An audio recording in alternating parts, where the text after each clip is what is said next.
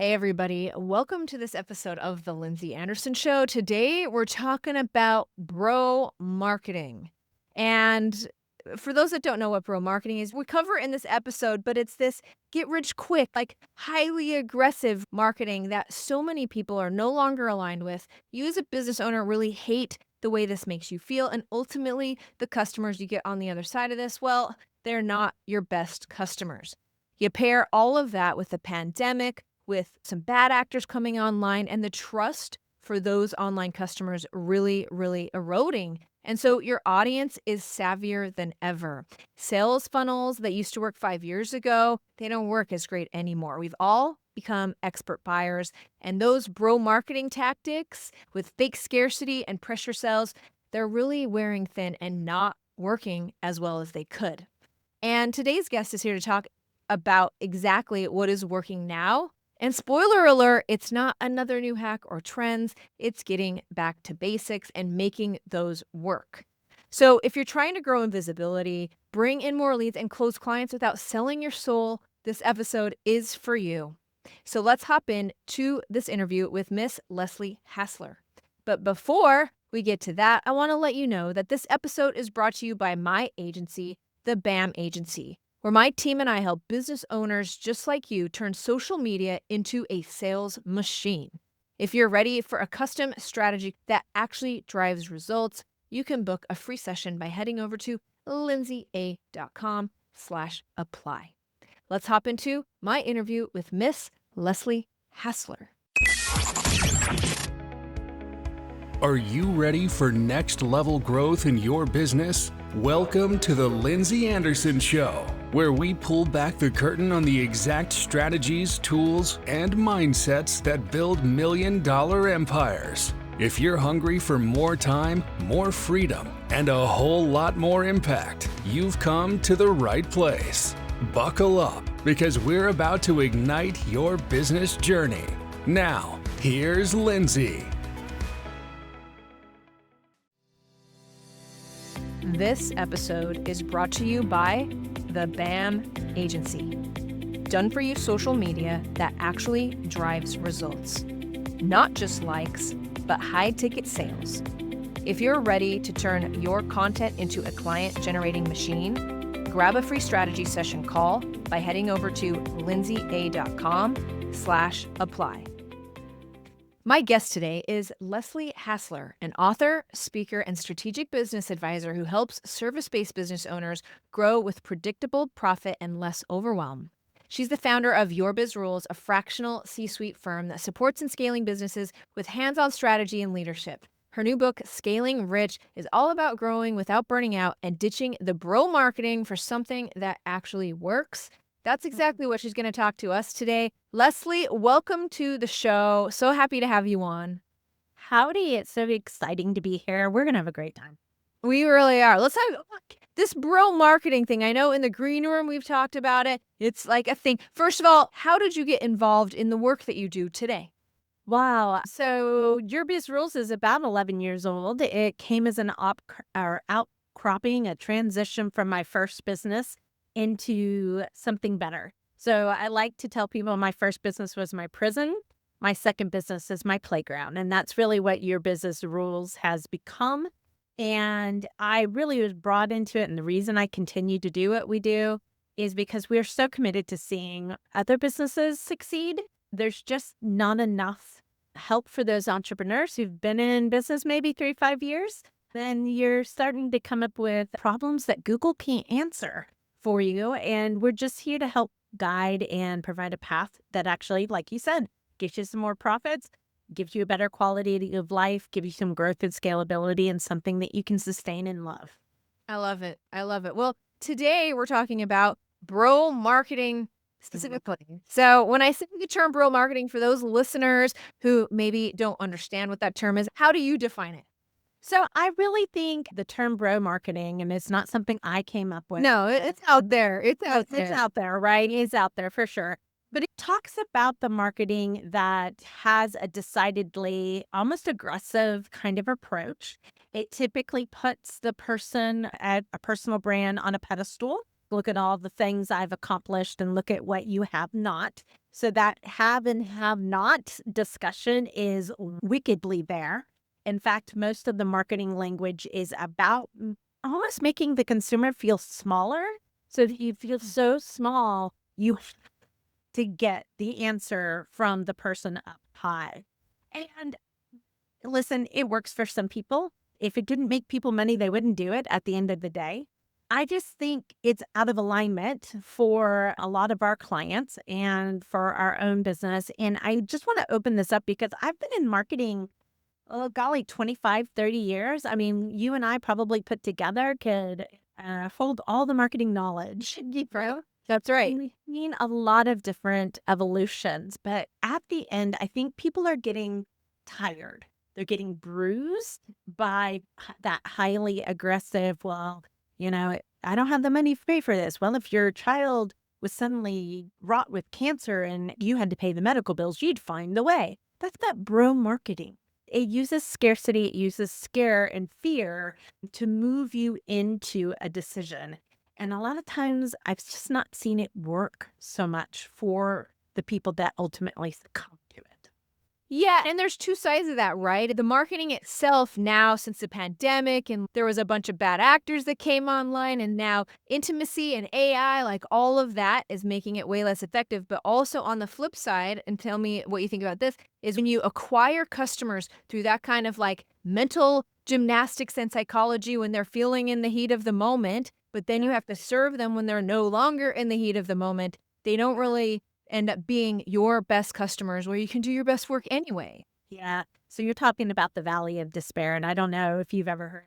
Tell us. I know all about it, but tell the You know all listeners. about the Valley of Despair, right? So imagine if there's a plateau, there's this valley point, there's the slowest point possible, then there's the slope up and out. This is really where scarcity marketing is talking about, is putting people down in the bottom of the valley. I agree with you. When our experience is if our clients at that bottom of the valley, honestly, we have a 50-50 success rate, because what we don't have when it's that bad is time. And it took you time to get there. It's going to take time to get out of there. And so time is our enemy in that, and how many choices and movement. Usually money's not high. Money's not fruitful in that area. So you're limited in choices. So you're going to pay in time, you're going to pay in money at the end of the day. And so that being down at that bottom of the barrel, if you will, does tend to put people into a position where they aren't their best. They either are not able to make decisions clearly, they're not able to show up, they're not able to participate, or they just may be flat out of choices. It could be that we have the best solution and it works for everyone, but it won't work for you because at the end of the day, you have no more time and you have no more money.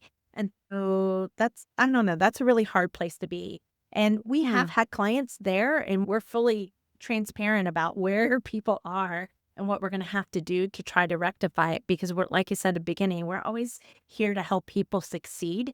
And if you recognize that you're ready to succeed more, then why not? We're going to give it a go. But the bro marketing does tend to get you down here. So obviously, and this goes into what I would consider pretty marketing 101, right? It's somebody has to have a problem and your solution solves that problem. So on some level, they're on the down slope, because if everything's good, then they don't see a problem. Chances are buy your solution. So they need to be on the slope of noticing that there's a problem. And very rarely do they notice it in the first 25% of the problem. Usually it's in that middle, maybe 30 to 70% of the problem. But if they're down to that 95 or 100%, it's a different situation. So yeah, we want to make sure that our marketing is calling in a lot of ways to the best version of somebody, that's calling them forward, not putting them down, and finds them when they still have hope. Because if they're at the bottom of the barrel, and I'm using my hands to do a lot of visualizations if you're just listening to this, but if you're at the bottom of the barrel, hope is hard. And I like to say that we can do a lot for people, but I can be 100% with you. I just can't be 100% for you. There's nothing I can do for our clients to do it for them, but I can be with them every step of the way. And I need hope and I need belief in order to make what happens next possible. So, can you just dive into that a little more? Tell me what it looks like. What are the clients saying in their heads when they don't have hope? Yeah. Oh my gosh, that won't work. It's never worked. No, nobody wants to show up and do the work. Nobody wants to pay. Like the nobody, never, ever, that kind of language is predominant. And let me just even give you an example. And this is an example we talk about actually in our first book, where we had a client come in and a marketing issue. Their marketing message was off. Conversion wasn't happening. So we worked the problem, started at the beginning, put things into place. And then we sent them out. We're like, okay, go. So suddenly leads turned on. In fact, I think I don't know, multiplied the leads by 10 times. Good leads coming in, but no conversion. Great. Let's look at the sales conversation. Let's look at the questions. Let's see how you're delivering things. How are you supporting the sales decision? And honestly, it was a lot of like, okay, well, that works. Okay, that could be better, but it's not bad. It's like tick, tick, tick. But then in the conversations in between, nobody understands what I do. No, people don't pay for my work. Nobody da da da da da. Yes, that internal talk, which just sabotages all your marketing and sales in a way that It's because you won't show up and do the work, and there is so much work to be done, and the energy you're putting around it, and how you're showing up, and it all matters. it all matters because at the end of the day, people buy from people. Yeah. Unless we're talking that we're Coca-Cola, Pepsi, Tesla, Mercedes-Benz, big brands where people are buying a brand, right? But still, if you look at who represents those brands, the people, you're buying the aspiration of what that people represents. So people buy from people. And if you don't believe in your product, in your price, or in your transformation, nobody else will. Yeah. Oh, amen to that. That was good. That was real good, Leslie. Okay. Oh, thank you. I had a client recently say to me, Lindsey, I've never had leads come to me like this before. That's the difference between posting randomly and using a real strategy. At the BAM agency, we turn content into conversations and those conversations into clients. If you want a social media system that actually works, apply for a free social media strategy session call by heading over to lindseya.com/apply. My question now is, there's so many business owners who think that they're doing everything right, but they're still not seeing like these kind of results. What do you say to them? Well, when it comes to marketing and really business, everything works and nothing works. It's the truth of the matter. You can have two different business owners doing the exact same thing. One's going to work for one and just totally flatline for the other, which honestly is the reason why you probably shouldn't follow the next shiny object. What's underlying things is likely alignment. So it's alignment with who you are, who your clients are, how you'd like to do business, what's the quality of life that you want. All of these things really will determine your success. And one of our very, very, very early clients had this exact same issue going on. They had a decent six-figure business. They're doing well. They wanted more. They invested, got some education. The education was good. I'm not even going to knock that. The education was good. However, the education and what was being prescribed was so far out of alignment with the personal values of the owner that her business went from six figures to nearly zero in trying to implement it. And what we did was come in and we're like, okay, first off, you got to stay true to you. You have a North Star, you have a guiding light. We need to know what that is. And then we need to bring the business into alignment with this. And if it doesn't feel good, then maybe we should find what does. Because you'll be more successful with what feels good than one doesn't. Because again, we go back to the whole how you talk to yourself. If you have so many competing commitments that you can't align to find a solution, it's going to tear things apart. And that's the same thing here. Why you can have two people do the same thing and have completely different results, because everything works and nothing works. It's just about finding out what works For you and is in alignment. Yes, yes. So, bro marketing, we talk about it's a little bit of a fad. People are expecting more. We have expert buyers on our hands, prospects more. They're warming all up to this. But, and I know we agree on this. That's why you're on the show. It always comes back to fundamentals that never stop working, the basics. So you touched on these, but can you outline the basics for us? So the basics is really about understanding your value proposition. And the reason that people run into a problem with the value proposition, and I'll tell you what that is initially your business success is leveraged on your network. People who already know, love, and trust you, and they're willing to take a risk. They may not even understand what you're doing in business, but they're willing to support. And that gives a good bolus. But eventually you run out of that network if you're not consistently building in the next group of people to get to know, love, and trust. So at some point in time, it has to start being a little bit more than you like Leslie and you want to buy from Leslie. Now you need to understand what the heck Leslie does for you and why it's worth something. That is the reason you need a value proposition. So I do think you can get by without it for a while in business, but eventually you're going to need it if you want to continue to grow and scale. That value proposition basically says, here's what I'm going to do for you, and here's the value exchange that we're going to have. My value that I will provide to my client is the transformation. So you heard it in our introduction. I'm going to make you money.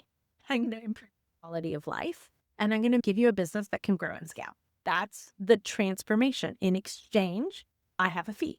I get paid to deliver this value.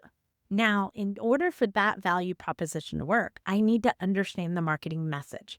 I need to understand the problems my clients are trying to solve, what the pain of that problem is, what the promise of my work is, and the benefits that come to it. So there's all of these elements that make up a good marketing message. But to be the case study in the room, you heard me say it earlier when I said a lot of our clients find that they have problems that Google can no longer solve. Because we have pretty self-reliant clients, the highly independent clients. They have tried solutions in the past, but haven't found the answer. That's because they can't pinpoint what the problem is anymore. It's too complex. That's why Google can't answer the questions. But I know Sunday night at 10 p.m., yeah, why we have, 500 articles. Why we've written 2 different kinds of books. So it's that understanding of your marketing message and of your clients, the problems that they're having, what they're doing on Sunday night at 10 p.m., what moves them into decision. That drives everything you do and how your sales process is designed and what that experience is like. Those are foundational elements that most people actually never build because they're just good at doing the work, and that can sustain. Yeah, and we see it on our side too. You see that all the time. And what I want to circle back on that really highlights this is when you were like, it's complicated. There's a lot of missing pieces. And I think a lot of people, when it comes to building a good, solid marketing and sales funnel, like they think, oh, I'll just throw it out there. But it is crazy. Even 20 years in this, it is so nuanced. It's insane. Yeah. It is. And we have a client that was talking about Google Ads, and they're like, do you have a training? And I'm like, yeah, it sounds really simple, doesn't it? Go put the money in, cross your finger, and yeah. Just find somebody that can take care of that for you, because you're going to waste so much time and money trying to learn when you could actually get it moving with some expertise.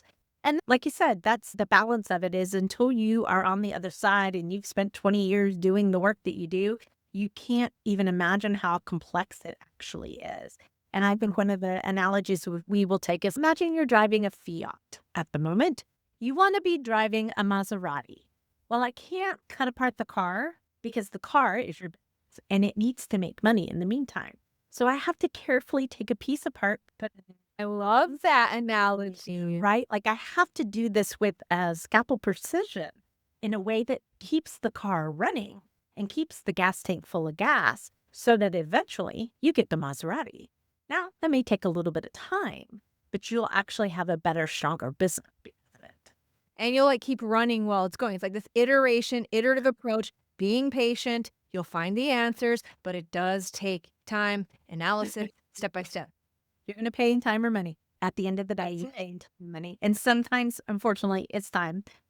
Yeah, yeah. So what's your big message for business owners who are feeling this and really are resonating with your message? What is their first step? So I would say, I think both the Scaling Rich book and First This and That are good places to start because it just helps you understand the landscape. If you're going to play the game, you at least need to know the rules, right? So both of these books do a great job at doing that. And then it's about systematically understanding where you're growing to. For a lot of people who have been in business for a while, you've lost a little bit of a vision of what's possible. Now you've gotten into, instead of being maybe Disneyland, everything's wonderful and glorious, to I'm just trying to be a realist and pay the bills. We need to get you back into a dream state, because honestly, you are in a state, our economy, our social, every bit of it is enabling you to grow more profitably and grow quicker than has ever been possible. And so if we can be part of that journey, we'd love to, but start with finding the ways. Just like we said, hey, bro marketing, it had its lifespan. It works for some. If it's not working for you, there is a better way. So be brave enough. If you want a different enough result, be brave enough to try a different enough approach. This 1 or 2% difference, probably not going to get you where you want to go. It's true. It's true. So let's talk about the elephant in the room there, Leslie. Okay. Oh, okay. AI. Where are you utilizing AI in marketing and sales? Everywhere. Yeah, amen. It's a big elephant. Big elephant. And we are fully transparent with it. But it has revolutionized our team. And I've got a team of 8. There is no one on my team that doesn't use it. Now, listen, we've invested a lot into process, into documentation. We have rule. We say what you can and what you cannot use in AI. Like, we don't really share financials in AI because that's a highly confidential piece of information. But because we work across the entirety of the business, we're also doing HR, job descriptions, strategic plans, maybe massaging some content. We're doing a lot of different things, and AI just helps us do them faster.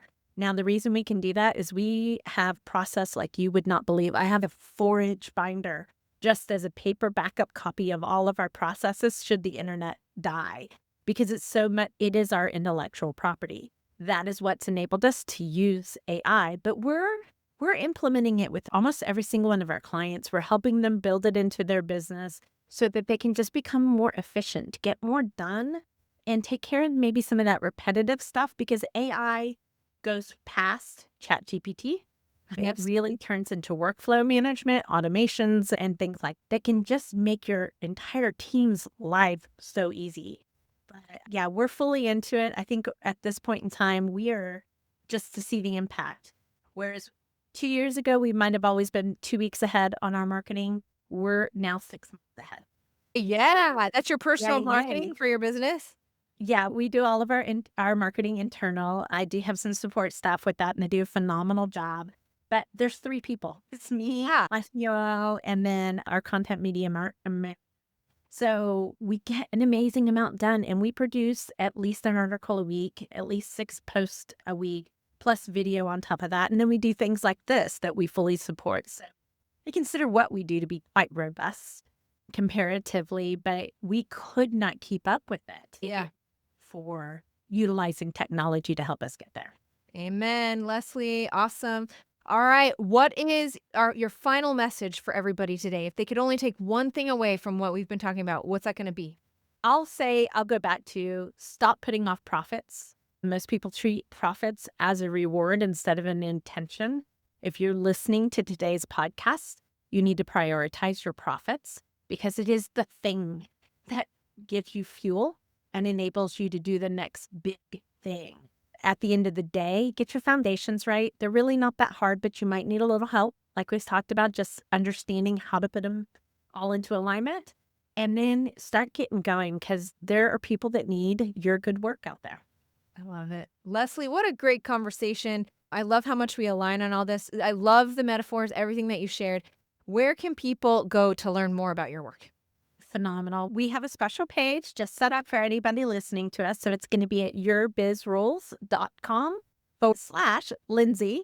There, we've got a free gift for you. We've got how you can connect to our books if you're interested in those. And then as well, if you're looking for some support, need that fractional C-suite, then we'd love to chat with you. You can find that there. Awesome. Leslie, thank you so much for being a guest in the show. There you have it, folks. Another awesome episode of The Lindsey Anderson Show. I loved this interview with Leslie because it always comes back to the basics. It always comes back to having a long-term strategy and not just hoping and praying that the next marketing tactic that you employ will actually work. So thank you so much for joining me for this episode. As a reminder, if you're ready to cut the fluff and simplify your social media and build a system that drives your actual business and not just likes, let's talk. Book a social media strategy session with me by heading to lindseya.com/apply. As always, if you enjoyed this episode of The Lindsey Anderson Show, please leave us a review. Hit that follow button. That's how we can continue to bring this straightforward information to you. Thank you so much for joining me for this episode. Cheers to you and your success. That's a wrap for today's episode of The Lindsey Anderson Show. If you loved this episode, don't forget to subscribe, leave a review, and share how you're leveling up your business. Want more? Connect with Lindsey Anderson and get the tools you need to crush your goals at lindseya.com. Until next time, keep pushing, keep growing, and turn those business dreams into reality. Thank you for tuning in. If you got value from this episode, share it with a friend and hit subscribe. And if you're ready to stop posting and praying and actually generate revenue, let's talk. Book your free strategy session by going to lindseya.com/apply.